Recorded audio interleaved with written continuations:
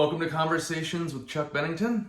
I'm Chuck Bennington, and I don't know it all, and I don't pretend to, but I do know that I love my son, and I want him to have a better, faster, smoother journey through the trials and tribulations of life than I had myself.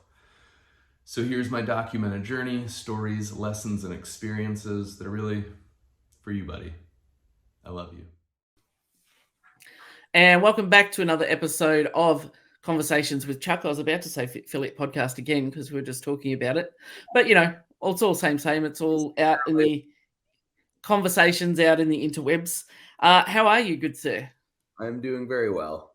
You're doing very well. That's great to hear. Today I thought we'd have a little bit of fun with a topic which can be a big topic as well, which is lessons from pets. And I know that you've had some very, very profound relationships with, particularly dogs, myself included. And, given that this is stories for Liam and lessons, this is, he may always grow up with a pet, but might not understand some of the things he's learning from them as well as what we're teaching them. Yeah. And right on cue, he's up. He's like, yeah, cool. That's my episode.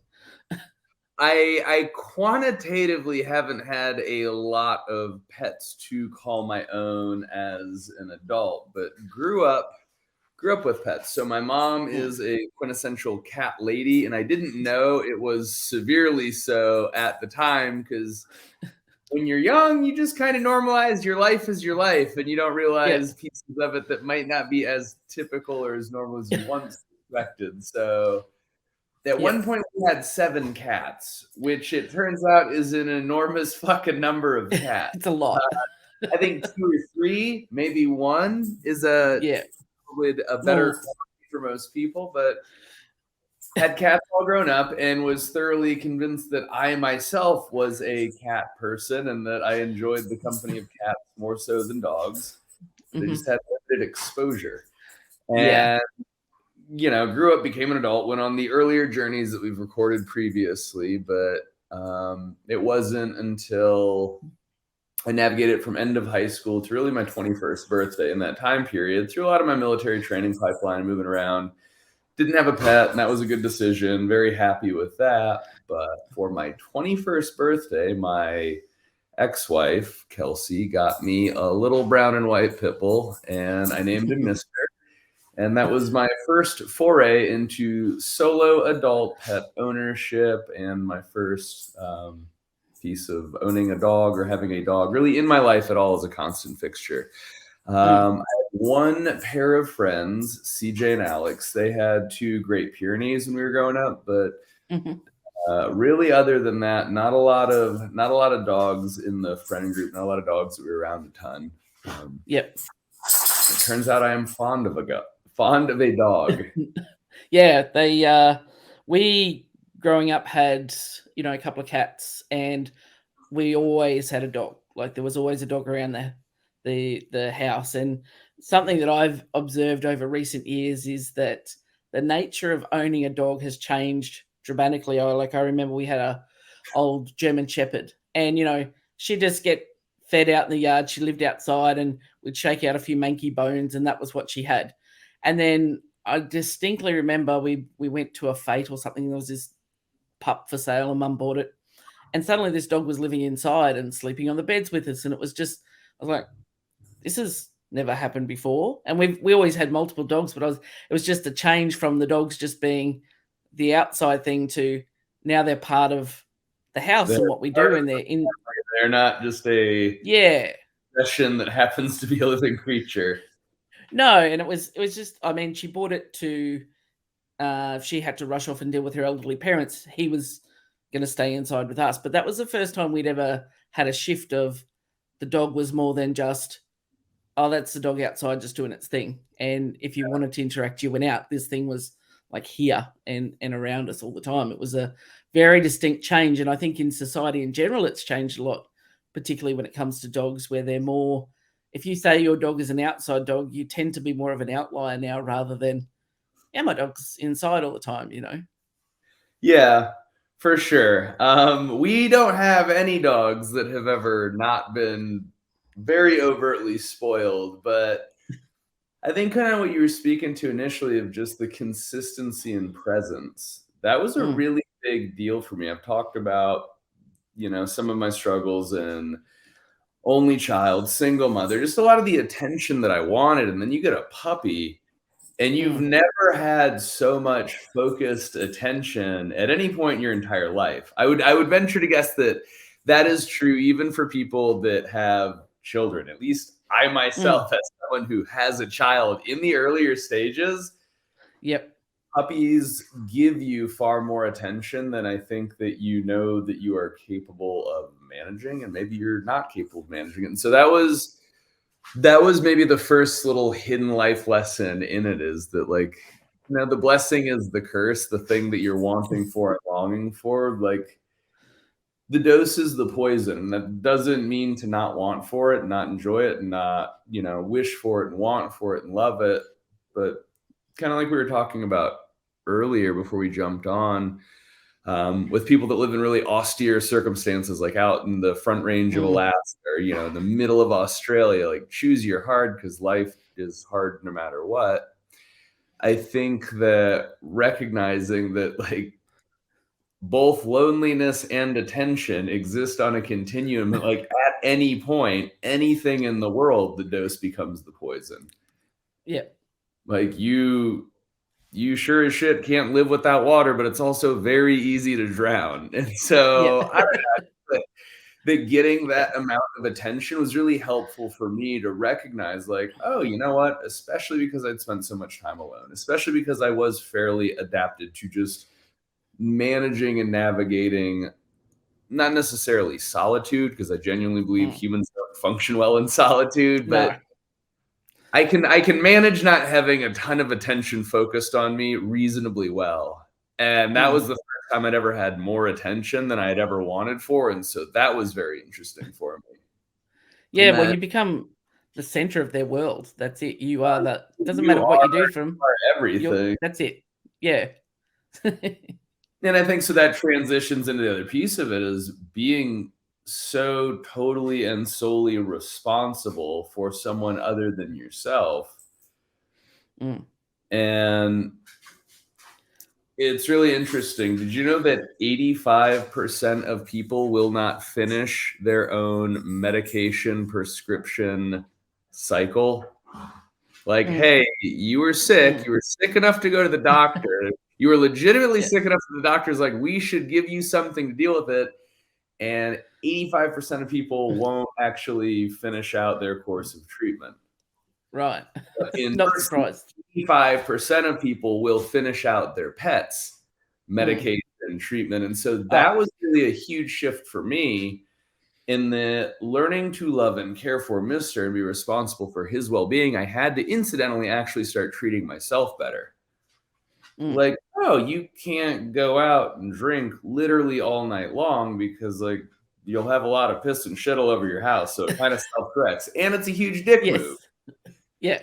And so in a roundabout way, being responsible for him made me more responsible for myself, and, trickle down of life benefits from that. So it was hugely beneficial to get attention and to have that anchor, especially to navigate a really volatile, choppy time in life. Like, he was my dude. He was my best friend. I for sure would not be alive had that dog not been a part of my life as I navigated, DUI, divorce, discharge, all of that.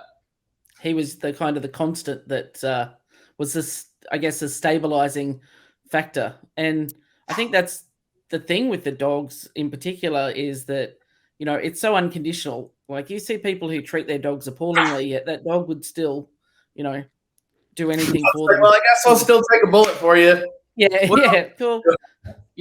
But they're just there. They're just that stabilizing thing going, okay, well, if everything else in the world is shit, I know that, Mister's going to be happy to see me when I get home today.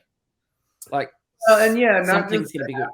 And the unconditional love, but I think that the idea of maybe how a dog navigates a unique piece of being a sentient living creature. And I think that dogs exist in a very narrow little scope, that they are reasonably removed from purely being animals, although it is still absolutely a piece of who they are, but they're so integrated socially, especially for some breeds, some ages, and some families, you know, based on nature, nurture, whatever combination.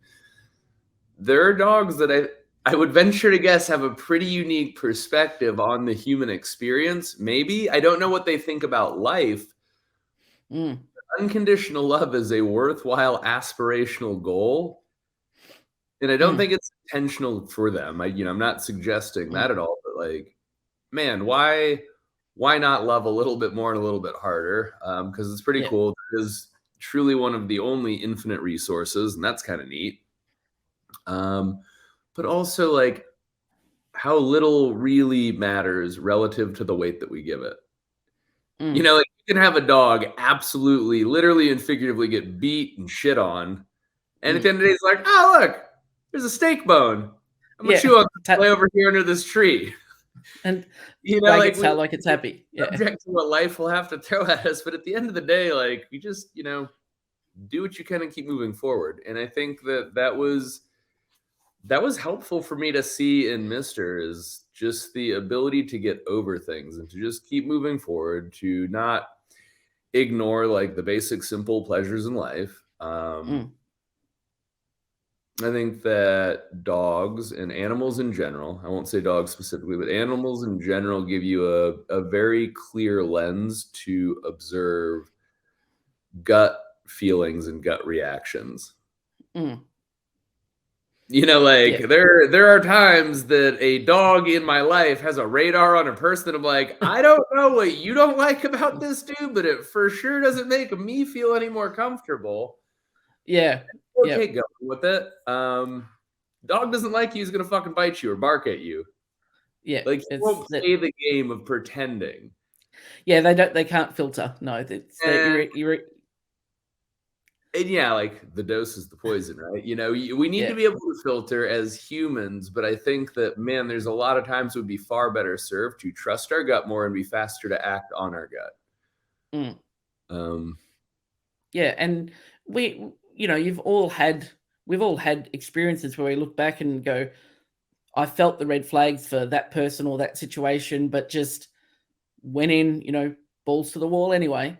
And I still kept going. Whereas a dog, if they sense that something's, you cannot make them move forward. They will plonk their ass down and stop right there. They're not running into the fire. Really, they're just like, nope, this is not good for me. I'm not going. We're not going. And horses, similar thing when we talk about all animals. They will stop. They will go, no, we're not going here. And it's just interesting how willing humans are to lead ourselves and to be led to our own detriment and destruction.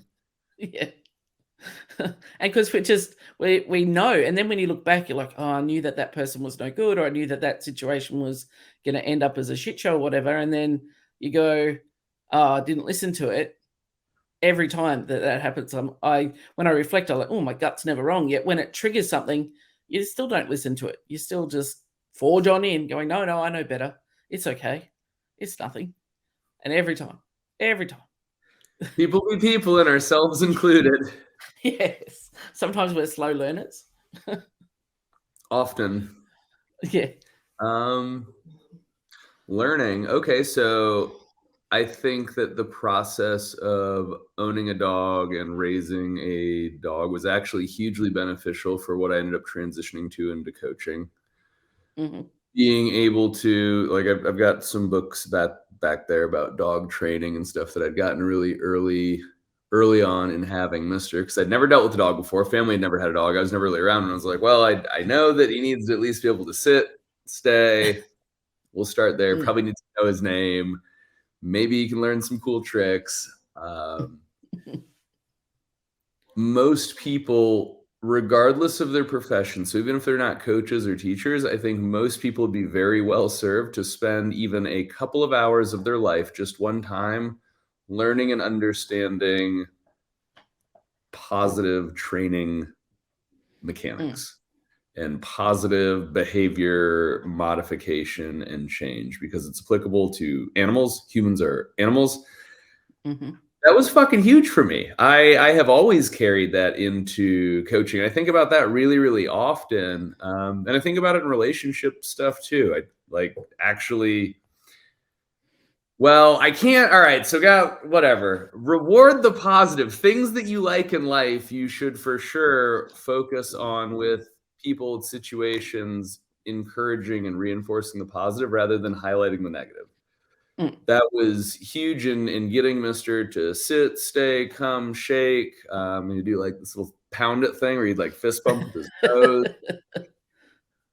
But you can change and shape behavior so quickly through rewarding the positive, but negative corrections, like, man, they are not as sticky and they are not as smooth to navigate, and it's necessary for some stuff in life. I'm sure I'm not a fucking behavioral psychologist or anything, but I do know that both with dogs and then with like 15 fucking years of clients, reinforcing positive behaviors is way easier than punishing negative behaviors. And if you do the negative, you've then got to overemphasize the positive when you do get a positive. You know, which is like a process we're working through with our pup now, is like, if she's giving us a negative, she gets a negative through the training collar. But then once she gives us what we were asking, then it's like you've got to super hype up the positive then. So then you make that experience like real black and white and defined. And the same with people. If you can't just keep saying to somebody, your snatch sucks, you know, you're not getting it, without them, when they get it, like making a big fucking deal of it, like, well, you know, jumping around and woohooing. And what an unfortunate like truth hidden in plain sight, right? Because how do we navigate most of life and most of our relationships in most situations is we don't vocalize an issue with a behavior or a communication until it violates an expectation or some other standard norm, whatever. Like we don't even fucking pay attention to things until they're negative. But you can curate so much through just recognizing the positives, acknowledging them more, rewarding them more, and like just making other people aware of the positives. Yeah, you can totally change their trajectory and the, like you said, the stickiness. Yeah, and like, so that people was are gonna remember that. I learned, you know, I learned early on in working with Mister and training him, and so that was something that I was fortunate enough to carry into my coaching. I wasn't as aware of it early on, and I think you know, like most people, it's easy to think about like fault, fix, or look for the issue to correct. But a big life lesson that I wish I would have applied, not just in coaching, but just relationships, situations, is just seeking for and finding the positive and then highlighting and reinforcing that. And I mean, like, with the end of the day, you know, isn't that really what we're trying to do when we solve problems, is get to a state where the problems don't exist because they're resolved? And so what if we just emphasize where there are no problems at all and let that, you know, piece of the pie continue to grow? Easier said than done, but for sure something helpful that I think about with, you know, just dog related, pet related stuff carried into humans. I think everybody would be well served to get a dog, if for no other reason than to walk more. Some of probably the most important conversations and moments that Vanessa and I have been on walks, often with a dog, either Mister in the past or present day with Saint or PR.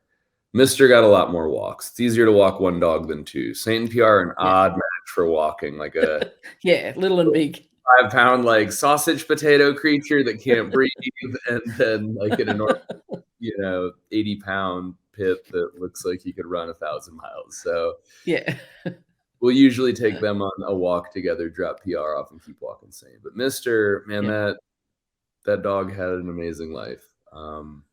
He had at times a hard life, but he knew he was loved, and he had wild adventures. And I mean, that dog literally went coast to coast. Well traveled. He was well traveled. He had gone from Washington State to Florida, Florida to Texas. He'd gone like Colorado, New Mexico. He'd been to the Grand Canyon, been to Yosemite. We did all kinds of hikes. He went, rock climbing. He played in the snow. He played in the ocean. He played in the desert. That dog got to see a lot, and I think maybe that was something that allowed me to appreciate the idea of kind of the grand adventure of life in a better way. Is not necessarily even chasing experiences as milestones or achievements, but just the experience itself. And being present in that experience. Yeah, to see like how happy a fucking dog is with some new stick out in the woods in the middle of nowhere, and you're like, I don't know if I've ever been that happy about anything. Like, truly, when you see a prized possession, feeling it with like a bone or a stick, and they got the zoomies, and they're just like they're so happy and excited they literally can't physically control their bodies. Yeah, they've just got to move. I know that my old Roddy Bull, he used to love to go out. Like he'd, love to go out with you. He loved coming to the gym with me. But for him, if he hadn't got out for a few days because of schedules or whatever, all I had to do was put him in the car and drive for 10 minutes. And he didn't care where we were going. He didn't even care if we didn't get out of the car. He was like, I had the best day today. I went out in the, for him, it was about the journey, not necessarily the destination. Oh, yeah, whereas man. Dogs, like, that's it. Like, they don't give a shit where you're going. They just want to be in the car. Whereas, like, Charlie, my Great Dane Wolfhound Cross, she's like, oh, we're going in the car? Cool, I'm going to have a sleep. Just let me know when we get there. Whereas, for Bull, you could entertain him with a 10-minute drive. Sweet as. And Dottie's the same. Put her in the car and she head out the window, just, loving life. So it's really interesting perspectives on enjoying, the journey rather than I don't care where I'm going. I'm just going somewhere. And so I think, like those are two interesting highlights, right? So both in the context of just being able to be present and enjoy the journey, but also like enjoy it however you see fit. Yeah. Yeah. Just right. Chill. I think that like we have the expectation that we should be one of those two dogs in a given situation. In reality, like you can be both dogs in the same situation at any point if you so choose. Yep. Like one of those dogs is somebody on the beach vacation, laying on a towel in the sand with a book and a Mai Tai. Yeah. And the other dog is on the same vacation 50 meters away, like paddling out into the surf and, shotgunning beers at night. Yeah. Neither one is right or wrong, and you can do both. Yeah. And I wish that I would have recognized that as something that I could have seen in dogs.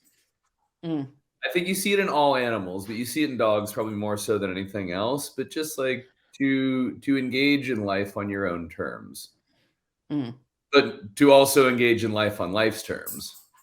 Yeah. And to not really do whatever you please with it, so long as it serves you. And like, man, that's cool. Dogs aren't necessarily super worried about the obligations of others. No, it's very much like zero fucks given what you're going to think of me. I'm going to do this right now. Like, do you? It's completely unfiltered. Do you think I look stupid running around the yard like a lunatic? Cool. I don't care. I'm going to do it anyway. It makes me feel good. Why wouldn't I do that? Yeah. And like we're learning a lot of stuff with Dottie through training because she's quite involved, as she's quite highly strung and strongly willed, shall we say. But it's you can, as she barks in the background, you can correct her about what you need to do, and then she'll still come up and just put her head on your leg and go, hey, just checking in, just sniff your feet and then go about her day. The Paw Patrol's figuring out what's going on. Can he hear that in the background? Yeah, PR in his little bat ears. Saints less concerned. Yeah, PR's like, there's a dog. So with the exception of a small period of time after Mr. had died before we got sane, I've had a pit bull for the better part of, I guess 17 years. And that's been an interesting piece of life experience. And that's something that Vanessa and I talk about a lot, is just from the housing perspective. Just our ability to manage and navigate and curate living situations while being on Team Pitbull has not been easy or simple, but it has very much so been by choice. And I think, in the sense of people like us do things like this, it has allowed us to distill at least one more narrow lens to view people that like we can see more similarly to, and not necessarily that dogs are the thing, but it's the contextualization of like being willing to do hard things because that hard thing is necessary for something that matters to you. Yeah. Like there were so many places that we got shut down on living through the years. I mean, the home that we're in now, this was the 14th move that Vanessa and I did together. And I did my share of moves prior to Vanessa and I getting together with Mr. And it was never not an option to figure out how we were going to cohabitate. It was never even on the radar. And I think that it's very valuable to find the things in life that you can have that degree of clarity around. I think for a lot of people, getting a dog generally, I would say probably statistically predates for most people, both, marriage and having kids. Usually. And for a lot of people that like having a dog is one of the earlier opportunities to be faced with something external to create a non-negotiable. Some people have that intrinsically, they have it internally, and like, it's their fucking showing up to football practice in high school. Like it's a non-negotiable. They're not worried about the parties. Like they've made a contract with themselves. But realistically, most of us aren't that disciplined. Most of us aren't that intrinsically motivated. So you end up with, a dog and you're like, oh, well, if my dog can't go, then I'm not going to go. Yeah. And you're just like, oh, it's actually not as hard as I made it out to be very clear on decisions I do and don't want to make. And it's okay to have just an all-in non-negotiable and done with it. How much of fucking life do we suffer through because of like the decision fatigue of having to fight to try to rationalize and justify the decision that we want to make, that we know we should make. We try to talk ourselves in both directions and overanalyze everything and just, think about it. And this is me speaking to myself like right now out loud, but think about what it's like and how simple it becomes to navigate non-negotiables. When it is non-negotiable for us to have a living situation that doesn't permit us to have our dog with us, the no's of being declined on a lease hurt way less because just like it doesn't matter. Like I don't 100 no's because I'm looking for the yes. Yeah. And why that's so hard to apply elsewhere in life of just building these concrete, barriers of decision-making guidance. I don't know. I think that there's probably a lot that I'd be well served in to really sit and think on that tonight and probably talk with Vanessa on is like, what in this season of life, what are the non-negotiables that we need to sit and revisit? What is our, hey, we can't live without Mr. in the house with us? What are the things that we can eliminate the agony of 1,000 decisions by making this one thing unwavering? Rock solid. And I think sometimes it can be easier to have that perspective on something external to you, kid, dog, cat, rather than, giving to yourself. I mean, I know that if I had my last $10, my dog's not going to go hungry. I might, but my dog won't. And it's easier to put out things in that external, being, say, well, here's my reason for this, rather than, no, I'm the reason for this. This is my need or whatever. It's just as humans, we tend to, don't want to be perceived as selfish or, self-centered. And it's like, if you can put it onto an external thing, it seems easier to justify to our lizard brains. Right. I mean, like that is the literal manifestation. That is what we were talking about earlier with like courses of medication. Most people will take way better care of their dogs than they will take care of themselves. Yeah. And I found that to be true for me. Yeah. good care of Mister, and in turn started taking better care of myself, and was forced to take better care of myself in order to take better care of him. And it is for sure the fucking bumper sticker that you see, like, who rescued who. But Yeah. it's true for a lot of Oh. people. Having this external avatar of better beliefs, behaviors, thoughts, how you talk to the dog, how you view the dog, how you forgive the dog, how you work on teaching the dog, how you reward the good and recognize and reshape the bad. You're like, oh, maybe I should treat myself a little bit more like my dog, and my life would be a little bit better. And it's true. There's a really wonderful, one of Jordan Peterson's rules for life that I really think is powerful, is to treat yourself like someone who's worth treating well, or some variation of those words. But, treat yourself like someone who is worth treating well, because you are. Because why wouldn't you be? Yeah.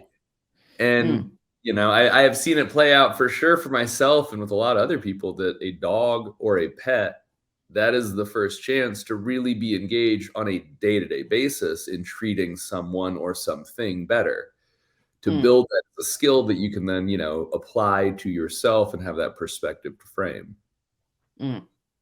It's that I think we feel that with that. Oh, I know I feel with, like, the dogs I've had. And I think, like, my perspective is, I feel like you always have that one dog that's just your soul dog. That's your, the biggest teacher that you have. And, I think for me, that was Bull, the first Roddy that we rescued. But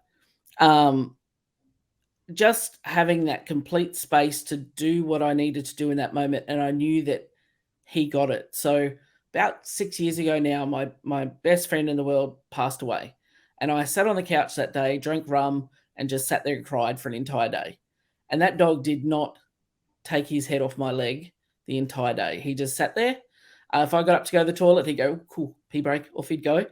The rest of the day, he just would sit there, napping and whatever, and just had his head on my knee, the same position the entire day. He's like, I don't know what's going on, but this is where I need to be today.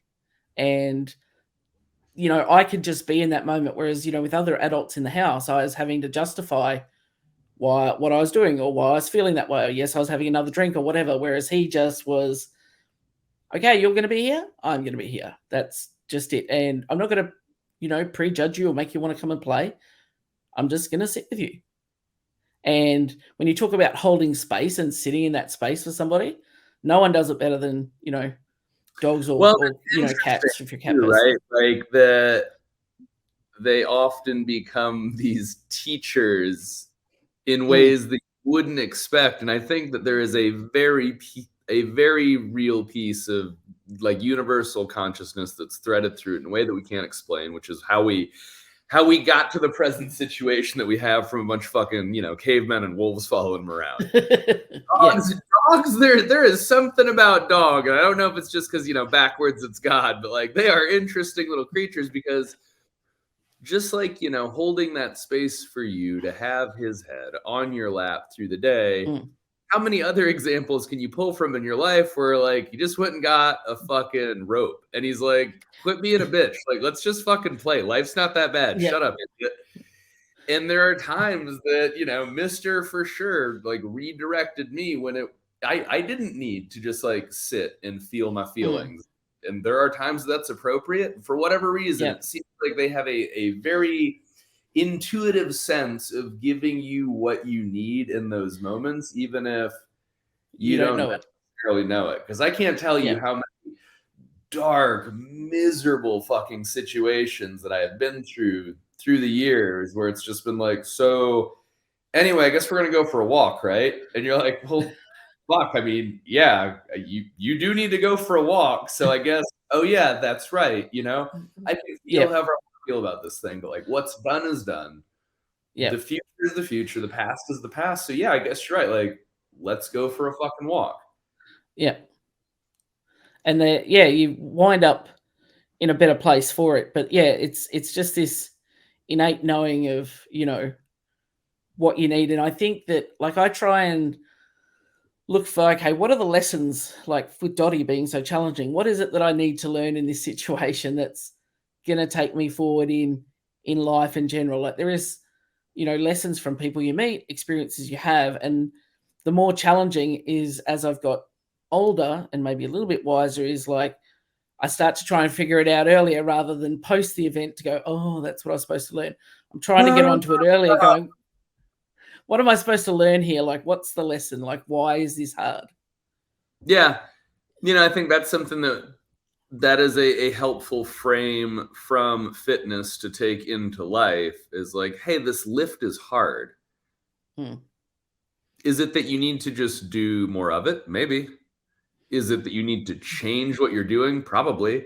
But to at least stop and appreciate and approach, whether it's like training or dogs or life is just like, hey, when we have this hard, how are we choosing to navigate and encounter that hard? And so, in the past, Lisa probably would have like brute forced her way through more of just like suffering the puppy stages. But when you know better, you do better. And you're like, oh, you know what we're going to do? We're going to get a coach.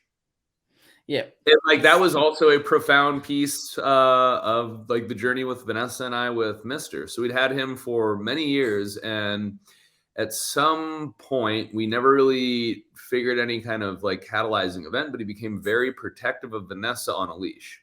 Was not always the case. There's a long time he was just like, derp. Yeah. There was a mailman that like came one time and he got like bad dog vibes and was kind of sketchy on a leash with her after that. And we got a dog trainer. That was a really pivotal moment. So I'd already been coaching for several years, but getting a dog trainer as another coach, as a service provider, that really helped me break a lot of my own limiting beliefs around pricing. That also helped me immensely in pricing and charging appropriately. It was $500 for 3 sessions. And the quickness with which we paid was like, it was a lot of clarity for me. You're like, oh, if I can see a solution to a problem, its value increases exponentially. I hadn't viewed selling and transacting fitness and coaching as really engaging the business of solving problems. That was a big aha for me. And then just the overall price point. You're like, it's $500 for 3 fucking hours? Yeah. For you to like work on walking my dog on a leash with me? Holy shit, lady. Have you ever tried to coach a fucking snatch or muscle up? And then to be like, oh, such a simple thing, I still see so much value in because it solves a problem. Well, I'm dealing in way more complex things. Yeah. Interesting. And you experience the power too of the profound change you can have from being coached in the right way. Like the dog trainers that we've worked with have said, well, we're not here really to work with Dottie. We're here to work with you. It's a you problem, not a her problem. And, you see how quickly they can get the dog doing something and you're like, oh, that's a bit nice. Yeah, I know, right? It's like an awesomely shit moment where you're like, come on, dog. We've got memories. We've got bonding. We've played. We've snuggled. All the fucking snacks. And this asshole, this stranger, you're going to listen to her right now. You're just trying to make it look stupid. And you're like, oh, man. They just come in and they go, oh, no, she's doing all of that. I went, oh, she was not an hour ago. Like, this is the thing. And I have said this to Sharon numerous times on this journey with Dottie, is that she's a lot of hard work, but I guarantee you it'll be worth it and she'll be the best dog we've ever had. Because usually the things you can relate that back to your training, the moments when you reflect on your training, when you've worked really hard towards a difficult specific goal, whether it's a muscle up or, snatch PR, when you get it, it's possibly one of the most rewarding things that you can, because you've put in the work. I said, it's going to be worth it in the end. It's just a little bit, messy in the middle. And once we get clear of that, we'll forget about these days. Well, and like, I don't know, you won't forget about the days, but you'll forget about the pain, and all you'll have is the story and the lesson. And like, that's really cool.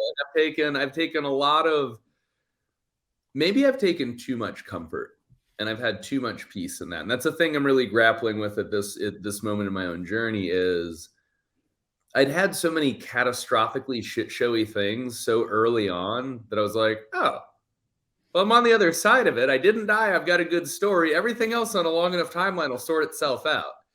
Like, how many fucking multimillionaires do you know that they're like, yeah, I filed for bankruptcy 11 times before I got it right? And you're like, huh. Yeah. People that are like, yeah, no, I got 6 DUIs and then like changed my whole life. And now, blah, blah, blah, blah, blah. And you're like, okay. Yeah. As long as the fuck ups aren't truly catastrophic and you get a good lesson out of it and a good story out of it, then like not as bad. And well, they do say that it's if it's everything will be all right in the end. So if it's not the end, it'll be all right. It's it's you just keep going. It's what's the worst thing that could happen? I remember in some of my coaching calls when I was in the affiliate, you guys would say to me, so what if it all burns to the ground? And you know that it's not going to burn to the ground. That's the worst thing that could happen. The whole thing burns to the ground. So it's not going to happen.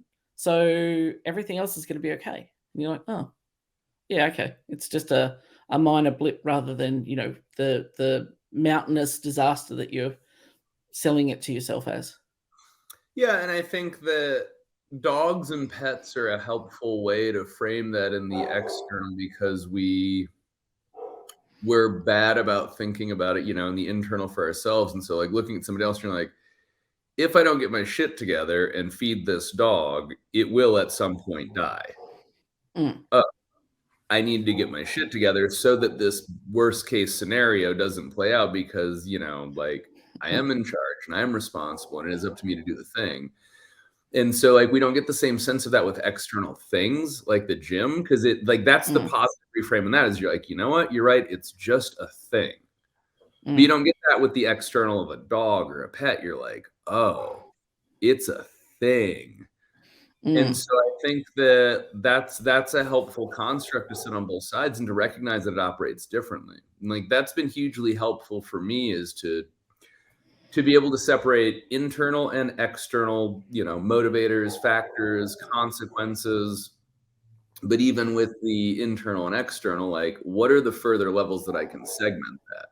An external thing like a bill, a house, a car is very different than an external relationship, person, or pet. So yeah, thinking about things in those chunks has been helpful for me. Yeah. It's amazing when you sit and reflect and how much that you can take out of it practically when you think about, well, what has owning a pet taught me? Like what has being responsible for this thing? Like when we think about it, like feeding the dog, like I could let my car run out of fuel and I'll figure out a way to solve it. But there is no way on earth that I'm letting You're like, oh, my dog's starved. I guess I'll figure it out better next time. You're like, yes. Nope. I mean, Dottie has been notoriously fussy with food, and I've gone through the most premium, the most amazing food to try and get her something that she likes. And, we're cooking turkey, chicken, mince, the whole thing. And it's like, we're not even doing that for ourselves. It's like, what? There's something wrong with this picture here. It's like, maybe we need to just, find something and she can stick to that. But I had this quest to go, hey, she needs to eat, so I'm going to find what she likes. I'm going to scour the earth to find what this dog will eat. No cost. Whereas Sharon's like, she's a Rottweiler. She's a dog. When she's hungry, she'll eat. I went, no. She'll be all right. I don't know if you know this, but many of them live in the streets. In fact, other ones who get rescued on a daily basis also live in the streets. You're like, yeah, I know, but this one's different.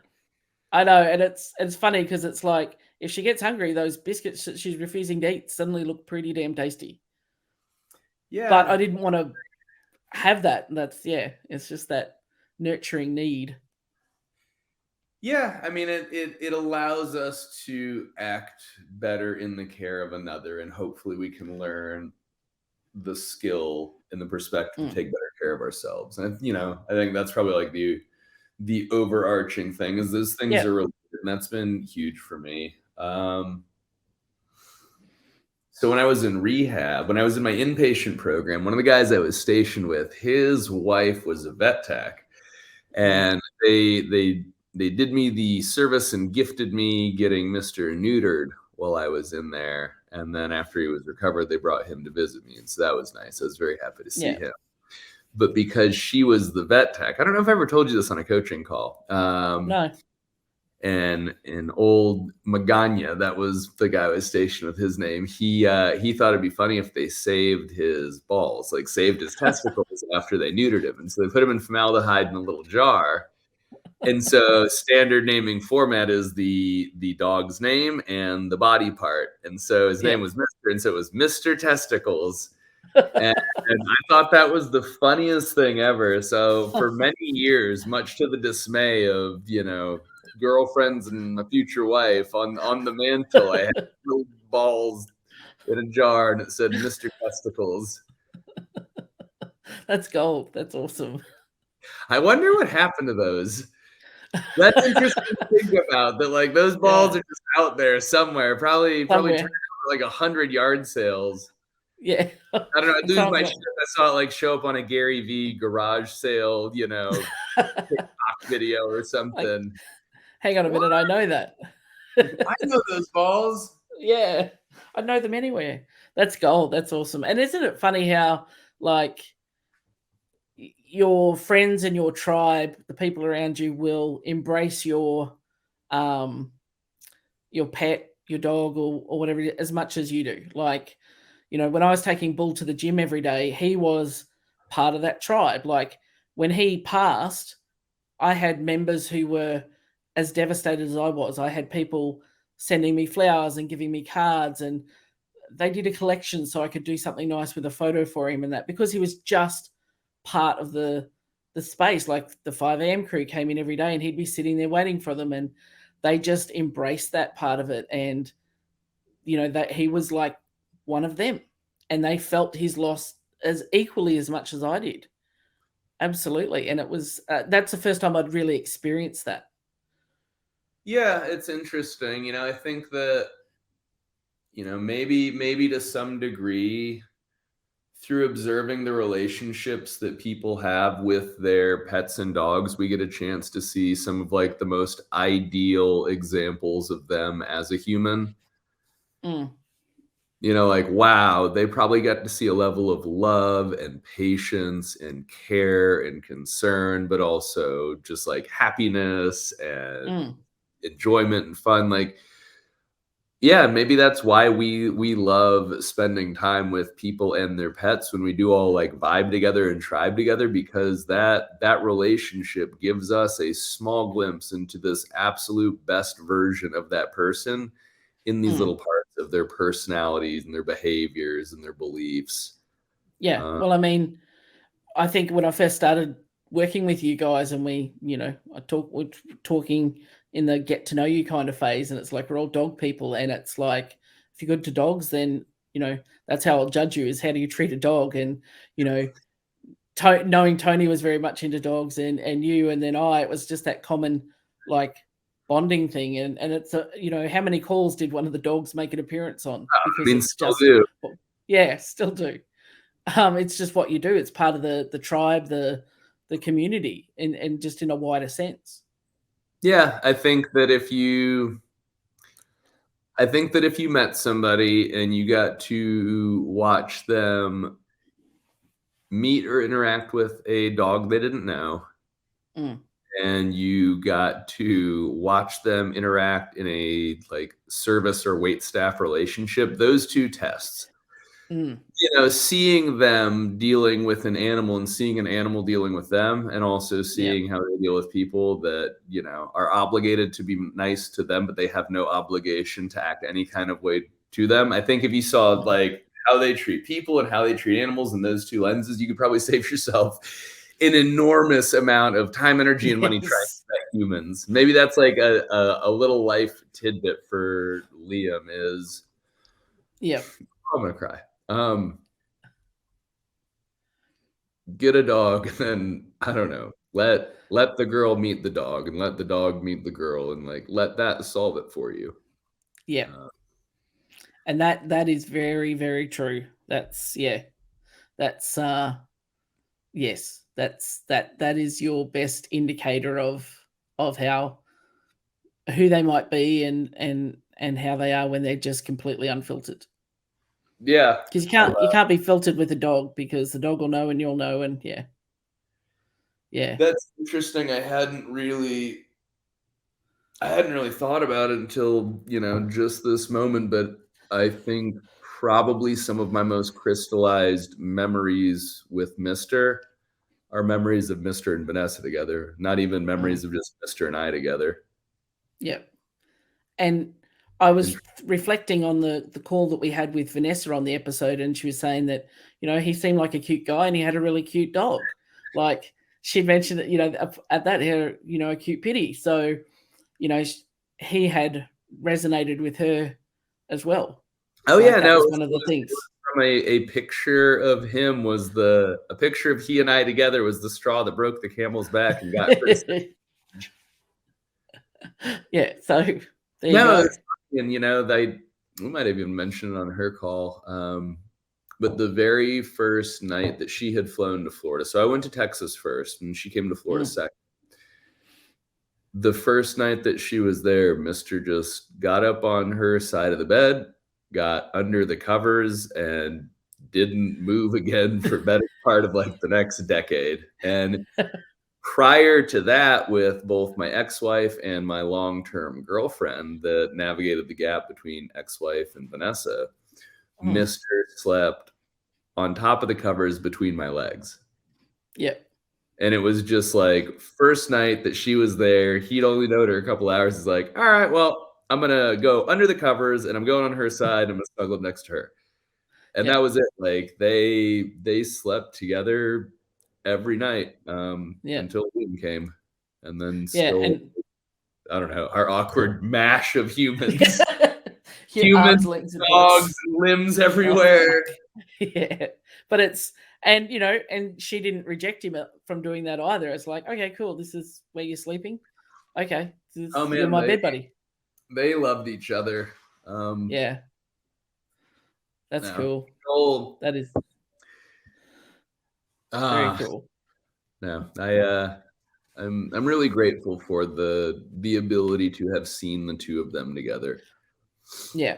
Yeah, it's a powerful thing. That's a really cool experience to see somebody that you love in any context. It could be, friend, family, it could be romantic relationship, but if you really watch somebody with their pets, like at their best, I don't know, it's something that just fills me with a lot of gratitude and love and hope and just like belief in the best of what is possible in the human condition. You can see it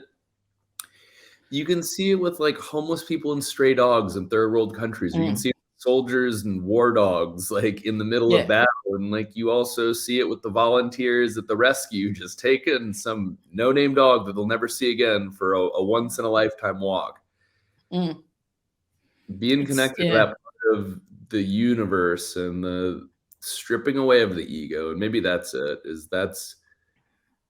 that is what makes animals so incredible. That is what makes dogs so special, is like they don't have the ego to get in the way of all of the best and worst parts of life.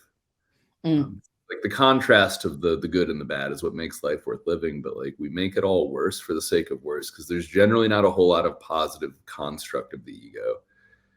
So it's like the ability to just be. Yeah. And they very much are in any given moment. That's just who they be. Doing dog shit. We say all the time, people be peopling, but dogs be dogging. Like they're just, I'm just going to do my thing. And, just here's where I lay, and I'm going to be legs in the air and everything's just I'm good. But I'm going to let you walk around me. I'm good, And like how much beauty is there in their ability to just like flip switches, and they're like, well, I'm gonna go from the street fight over here to you just scratching my belly, and then I'm gonna go have some sex, I'm gonna eat a snack and take a nap, and just not weighed on by any piece of the past, any piece of the future, just out dogging. Yeah, I'm tired now. That's it. We've had mornings where Dottie's been absolutely manic and hectic and zooming around, and then she sits down and then she lets out a sigh and she's done.